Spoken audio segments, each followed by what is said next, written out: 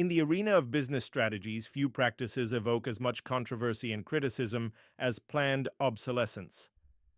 This concept, often viewed as synonymous with planned waste or built-in obsolescence, refers to the practice of intentionally designing products with limited lifespans or with components that are easily damaged or become outdated. Now, this is a Duel of Concepts deep dive, so I've got two questions for you before we begin.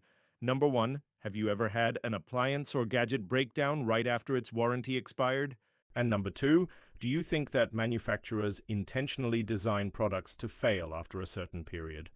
If you've ever experienced such frustration, you might be inclined to believe that these companies are deliberately engaging in planned obsolescence. However, it's important to approach this topic with a balanced perspective. While there are instances where planned obsolescence does occur, it's not as widespread or as nefarious as some people believe. To truly understand this practice, we need to examine its various forms, the reasons behind its implementation, and the ethical considerations it raises. Planned obsolescence can manifest in several ways. One common method is by designing products with a limited useful life. For instance, a manufacturer might use low-quality materials that are prone to wear and tear or incorporate components that are difficult to repair. When this happens, the product's functionality deteriorates over time, forcing consumers to replace it sooner than they might otherwise need to. Another tactic is the use of software-based obsolescence. In today's world, many products rely on software to function. By strategically limiting the lifespan of the software through factors like lack of updates, security patches, or compatibility with other systems, manufacturers can render their products obsolete from a functionality standpoint. Imagine a scenario where your smartphone operating system stops receiving critical security updates, making your device vulnerable to online threats and unusable. But what about perceived obsolescence? Have you ever noticed how companies change the design of their products frequently?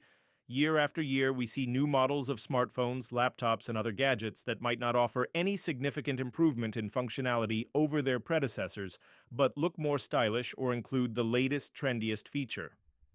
This practice not only influences consumer perception of what's trendy and cutting edge, but also encourages consumers to upgrade simply because they want the latest model, rather than because they need it.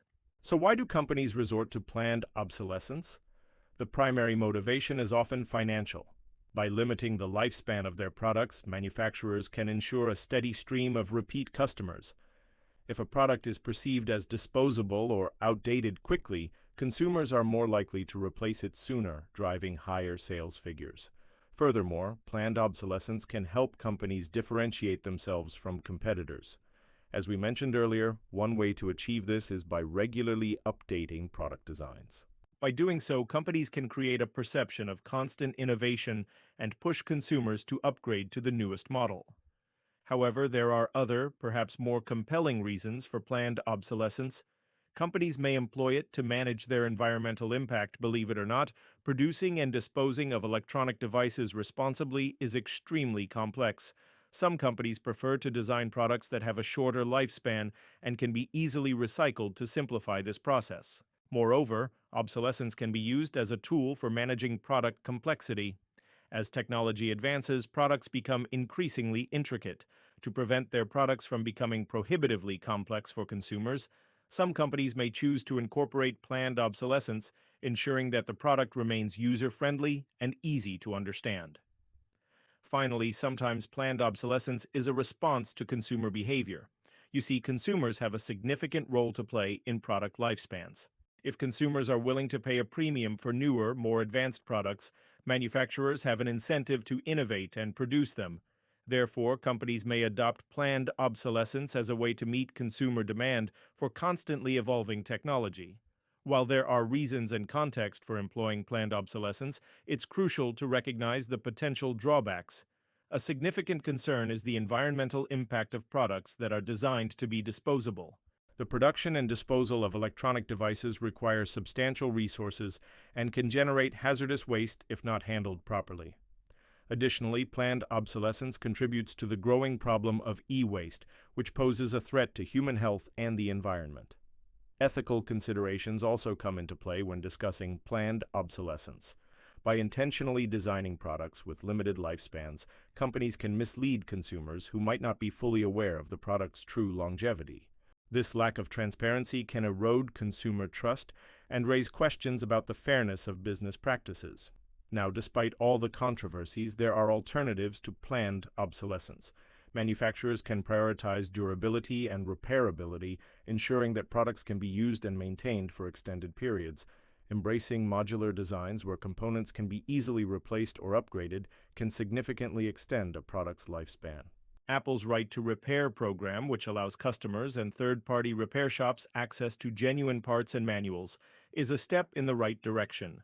Such initiatives promote a shift away from planned obsolescence towards a more sustainable and ethical approach to product design. Furthermore, embracing circular economy principles, which emphasize reuse and recycling, can help mitigate the environmental impact of electronic waste. Encouraging consumers to trade in or return their old devices for proper recycling can reduce the number of discarded electronics ending up in landfills. But what can you do as an individual consumer? Well, start by being informed. Educate yourself about planned obsolescence and its tactics. This awareness will help you make more conscious purchasing decisions. Support companies that prioritize durability and repairability over planned obsolescence, and when possible, opt for products with extended warranties or repair options. Remember, your purchasing power as a consumer can drive positive change in the market. Repair and reuse. Don't discard broken devices immediately. Explore repair options or consider giving your old gadgets a new life by repurposing them.